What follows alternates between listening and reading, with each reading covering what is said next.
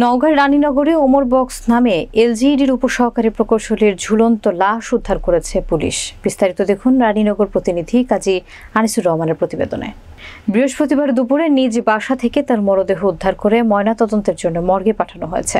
Omar box উপজেলার একডালা ইউনিয়নের দামুয়া সর্দারপাড়া গ্রামের মৃত জাসের আলীর ছেলে। ওমর আলীর স্ত্রী হামিমা জেসমিন জানান, তার স্বামী নওগাঁর মহাদেবপুর উপজেলা এলজিইডির উপসহকারী প্রকৌশলী পদে কর্মরত ছিলেন। পরিবার নিয়ে নওগাঁ শহরে বসবাস করতেন।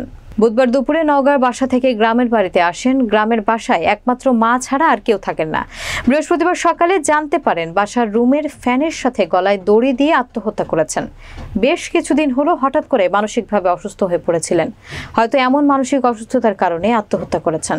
রানীনগর থানার ভারপ্রাপ্ত কর্মকর্তা তারিকুল ইসলাম বলেন, এ ঘটনায় থানায় একটি ইউডি মামলা দায়ের করা হয়েছে। ঘটনাস্থল থেকে লাশ উদ্ধার করে ময়নাতদন্তের জন্য নওগাঁ সদর হাসপাতালের মর্গে পাঠানো হয়েছে। তবে কিভাবে তার মৃত্যু হয়েছে তা ময়নাতদন্ত রিপোর্ট হাতে আসলেই বিস্তারিত জানা যাবে।